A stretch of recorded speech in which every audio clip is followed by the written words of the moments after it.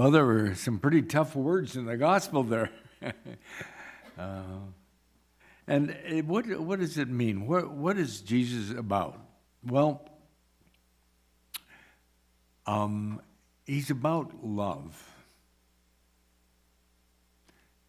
And the love that Jesus is energy toward union.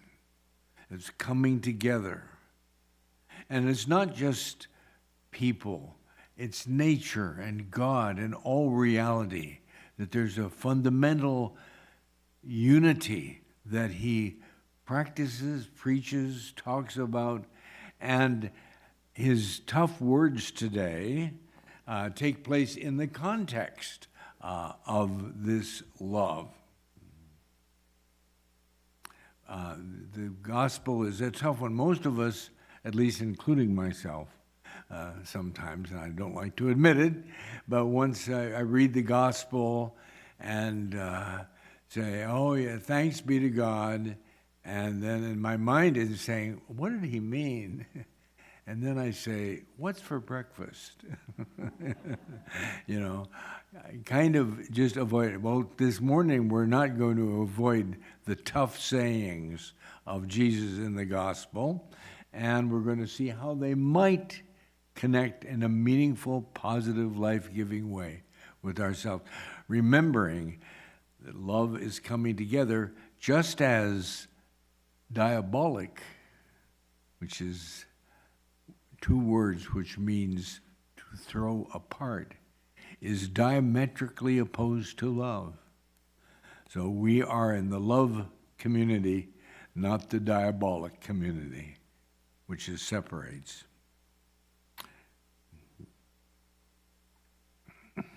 So what wisdom can I get from Jesus' encouragement today? First of all, do not resist evil. If someone slaps you on the right cheek, turn them to the other cheek also. See, the thing is, when we feel attacked, the first thing that happens, our defenses go up, and we want to protect ourselves.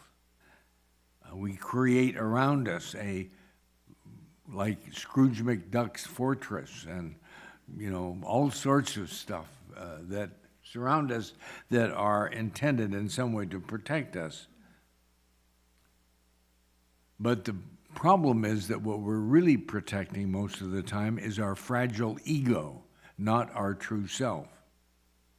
And it results in power struggles in which no one wins. It's all me, you, me. The fact is that at the core, I am and you are a child of God. You are literally God's son and daughter. You are loved unconditionally. You can't earn it and you can't lose it. For that love of your core self that God created for purpose will never change.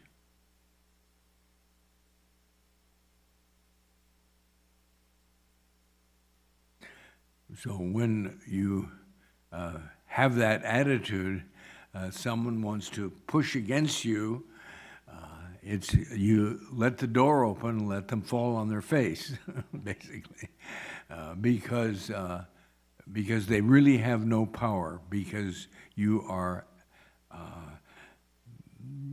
a child of God. Now, I'm not talking necessarily about behavior right now, because there is behavior that is diabolical, and you don't want to attach to it.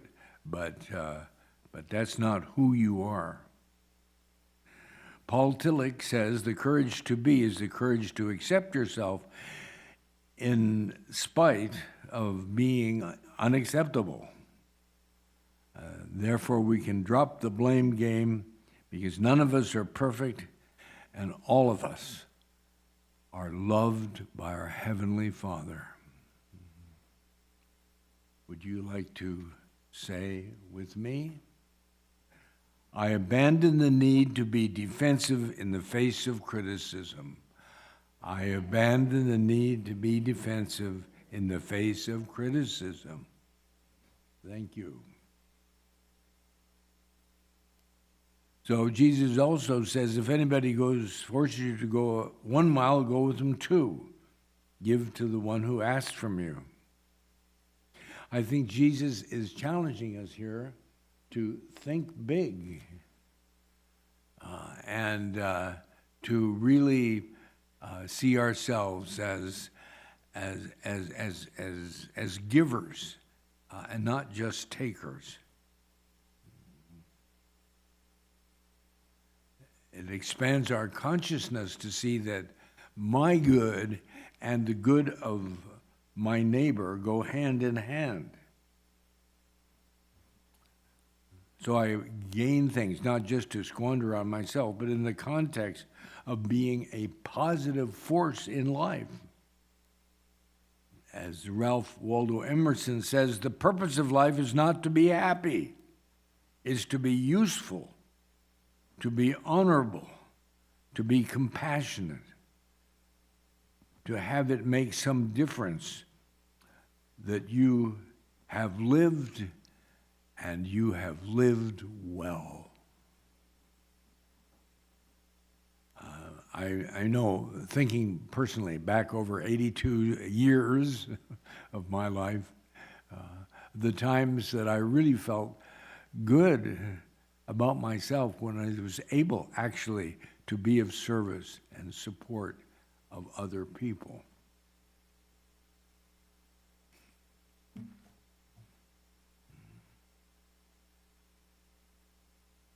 And most of the things which seem so dramatically important simply pale in significance in the face of this core calling. Dostoevsky said the mystery of human existence lies not in just staying alive, but in finding something to live for. Whoa. See, that's the gospel. If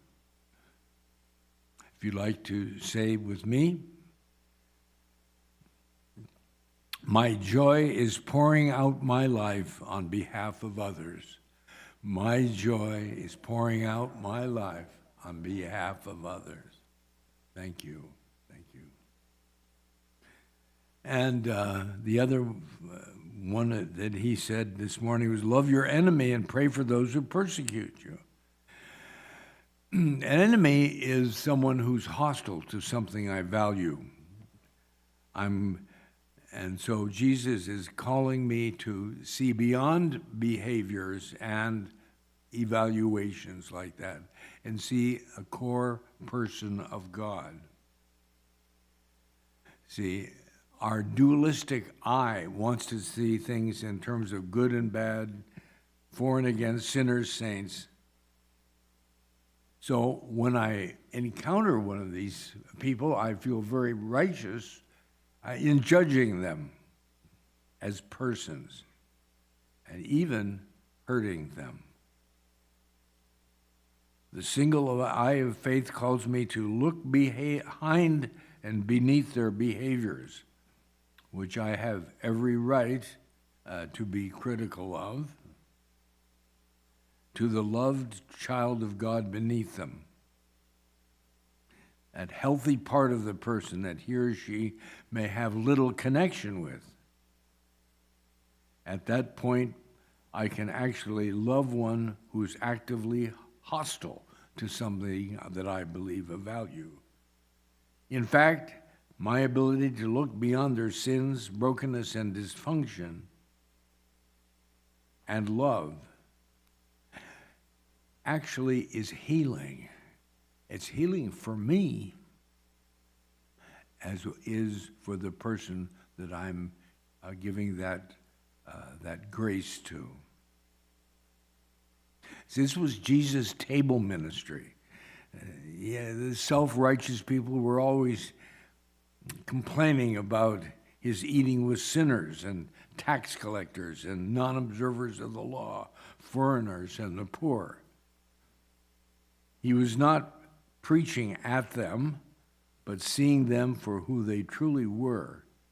And he was able to have compassion for them because he operated on a level which was beyond this dualistic thinking, the trance that dominates most of our lives. The interesting thing is that God has given me and myself a little red light to know when I'm judging others, feeling righteous. If the red light flashes negativity, and so instead of acting on the negativity, you understand that it's trying to tell you that you need to have a different attitude.